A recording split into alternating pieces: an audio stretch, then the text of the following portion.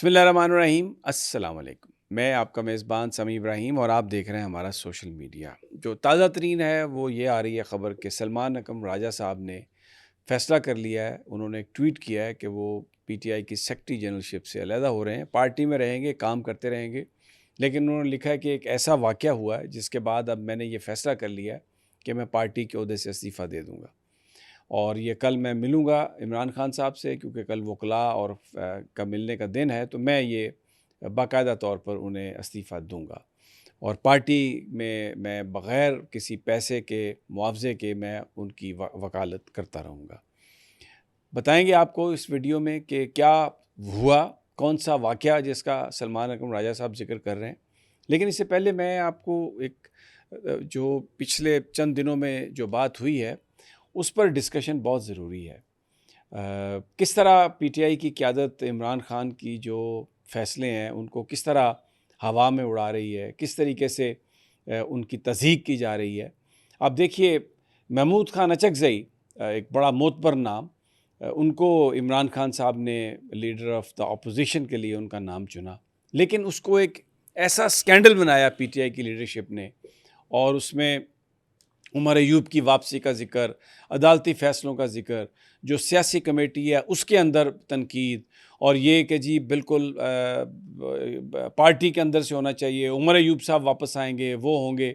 और महमूद खान अचकज़ई को, जो इमरान खान की नॉमिनेशन थी, ख़ुद इस पार्टी ने उनको एक डिस्प्यूटेड और एक मुतनाज़े एक फ़िगर बना के ये ऐसी सूरत हाल पैदा कर दी है कि मुझे नहीं पता महमूद खान अचकज़ई साहब इस मामले में क्या फ़ैसला करेंगे। तो ये बड़े एक तरीके से जो पीटीआई की क़यादत है, भले उसको अली अमीन गंडापुर हैंडल कर रहे हैं, भले उसको सलमान अकरम राजा साहब हैंडल कर रहे थे या कर रहे हैं, या कोई और कर रहा है, भले उसको अलीमा खान साहबा हैंडल कर रही हैं, लेकिन एंड पॉइंट ये है कि पीटीआई की क़यादत इमरान खान के जो फ़ैसले हैं उनकी तज़हीक करती हुई हमें नज़र आ रही है, उनको डिस्प्यूटेड बना रही है। इसी तरह सेनेट में आज़म स्वाति साहब का नाम था, लेकिन अब वहाँ पर अल्लामा राजा नासिर अब्बास का नाम आ रहा है।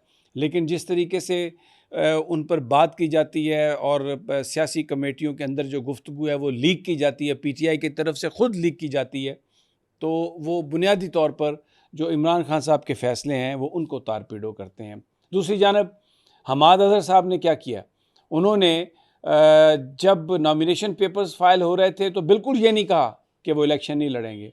अब जब नॉमिनेशन पेपर फ़ाइल होने की तारीख गुज़र गई तो उन्होंने कहा कि जी वो मैं तो नहीं लड़ूंगा, लेकिन मैं अब मियां अज़हर के भांजे अरसलान साहब को मैं इलेक्शन लड़ाऊंगा।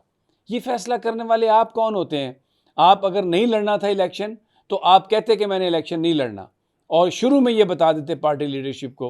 हो सकता है खान साहब किसी और को टिकट अवार्ड करते, लेकिन अपने ये मैं इसलिए बात बता रहा हूँ मुझे कि किस तरीके से ये मैनिपुलेट कर रहे हैं पार्टी के लीडर्स, किस तरीके से ये इमरान खान की जो फ़िलॉसफ़ी है उसको तार-पीड़ो कर रहे हैं।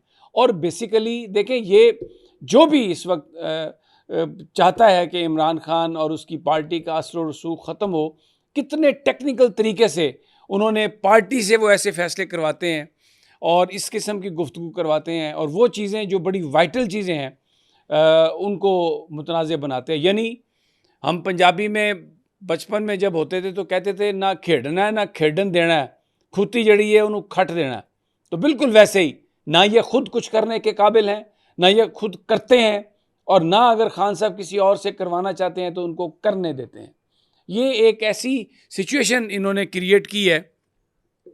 अभी जैसे ये सलमान अकरम राजा साहब वाला मामला है, इसमें जो बताया जाता है कि जो रिपोर्टेड है जो चीज़, अलीमा खान साहबा ने, अभी मेरी एक दोस्त से बात हो रही थी, इस बात की तरदीद की है कि उनकी कोई हॉट एक्सचेंज हुई है, लेकिन जो ख़बरें चल रही हैं वो यही हैं कि ज़िमनी इंतखाबात के मामले पर इमरान खान साहब ने कहा था कि ज़िमनी इंतखाब नहीं होगा, लेकिन फिर उन्होंने कहा कि पॉलिटिकल कमेटी इसको फ़ाइनल कर लेगी। तो ये कहा गया कि ये क्यों आपने पॉलिटिकल कमेटी के सामने रखी ये बात, क्योंकि पॉलिटिकल कमेटी की अक्सरियत ने यह कहा कि हम ज़िमनी इंतखाब में हिस्सा लेंगे। तो बेसिकली जो एक हुकूमत की कोशिश या वो क़ुव्वतें जो इमरान खान को माइनस करना चाहती थी, उन्होंने इस हद तक पार्टी के अंदर अपना असर और रसूख बना लिया है, और ये इस हद तक ये लोग चले गए हैं कि अब ये इमरान खान के डिसीजंस को, उनके फ़ैसलों को टारपीडो कर रहे हैं। उनके फ़ैसलों को ये कह रहे हैं कि हम अपनी कमेटी जो है अक्सरियती बुनियादों पर हम ये कह रहे हैं कि ये फ़ैसले नहीं होंगे। तो जो एक माइनस इमरान खान की जो एक सोच थी या जो एक माइंडसेट था वो सामने आ रहा है इस वक्त और उसी पर अमल दरामद हो रहा है। अब मैं आपको एक बड़ी इम्पोर्टेंट बात करता हूँ।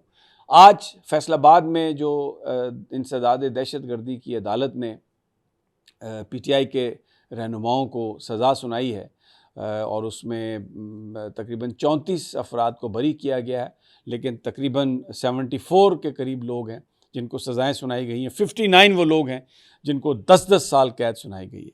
अब मुझे ये बताइए कि सुप्रीम कोर्ट ऑफ पाकिस्तान पर जिन्होंने हमला किया, मैं ये फुटेज भी आप देख लें इस फुटेज को। सुप्रीम कोर्ट ऑफ पाकिस्तान पर जिन लोगों ने हमला किया उनको 10-10 साल कैद नहीं हुई, उनको बहुत थोड़ी थोड़ी सज़ा सुनाई गई। और जो उसके मास्टरमाइंड थे नवाज शरीफ, शहबाज शरीफ, उनको कोई सज़ा नहीं सुनाई गई। अच्छा, फिर आइए रुकिए ज़रा, ये मैं आपको ये वीडियो देखिए सुप्रीम कोर्ट पर हमले की। और ये जो जमीयत उलमाए इस्लाम के जो लोग हैं, ये दीवारें और वो जो गेट थे रेड जोन में जाने के, उनको फलांग रहे हैं। इंतज़ामिया ख़ुद उनको जाने की इजाज़त दे रही है। ये वहाँ पर पहुँचे सुप्रीम कोर्ट के सामने, सारा दिन तकारीर होती रही और जजेस को गालियाँ निकालते रहे। मैं ख़ुद चीफ जस्टिस उमर अता बंदयाल की अदालत में था, वहाँ पर स्पीकर पर गालियों की आवाज़ें आ रही थी जजों को। इनके ख़िलाफ़ कोई मुकदमा नहीं हुआ, इनको कोई सज़ा नहीं सुनाई गई। और अब मैं आपको जो मंज़र दिखाता हूँ, ये देखिए, ये जरताज गुल की तस्वीर है। उनके घर पर पुलिस गई, उनके घर पर लॉ इन्फोर्समेंट गई और उनको नंगे पांव खींच के लेके आए और पर्चा भी उन पर दर्ज किया। और फिर आज 10 साल उन्हें कैद सुना दी गई उस मुकदमे में जिसमें जरताज गुल फैसलाबाद में थी नहीं। उन्होंने कभी राना सनाउल्लाह का घर देखा ही नहीं, वो कहती हैं, लेकिन उनको सज़ा सुना दी गई। ये पाकिस्तान में इस तरह से इंसाफ हो रहा है। और पीटीआई की लीडरशिप जो है वो अपने ही कायद को अंडरमाइन करने की कोशिश कर रही है, अपने ही कायद को, उनके फैसलों को हवा में उड़ा रही है। महमूद खान अचकज़ई को लीडर ऑफ अपोजिशन बनाने का फैसला ज़बरदस्त फैसला, लेकिन ये वो लोग जो कहते हैं कि हमें फैसले की आप दें, इख्तियार दें और इमरान खान को माइनस कर दें। इसका यही मतलब है ना, जब पॉलिटिकल कमेटी या पार्लिमानी पार्टी ये कहती है कि जी फैसला हम करेंगे, इमरान खान फैसला नहीं करेगा, तो उसका क्या मतलब है? माइनस इमरान खान। वही जो नवाज शरीफ के साथ हुआ, सिर्फ कबूतर उड़ाए आए वज़ीर आज़म बनने के लिए और उसके बाद घर चले गए और पार्टी ने ये कहा कि ओहो ये तो जी शहबाज को अगर आपने वज़ीर आज़म नहीं बनाया तो ये आपको उठा मारेंगे। तो ये वही काम अब इमरान खान के साथ उसकी पार्टी करना चाह रही है। ये सूरत हाल है जो मैं आपके साथ शेयर करना चाहता था। ये जो सारे इस वक्त मामला चल रहे हैं ये उनकी हकीकत है।